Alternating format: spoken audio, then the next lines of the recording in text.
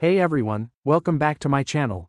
In today's video, I'm going to show you how to turn on Battery Saver on your Windows 10 or 11 PC or laptop. Using Battery Saver can help extend your device's battery life by limiting background activity and adjusting system settings. Let's get started. First, click the Start button at the bottom left corner of your screen. From the Start menu, select Settings. In the Settings window, click on System.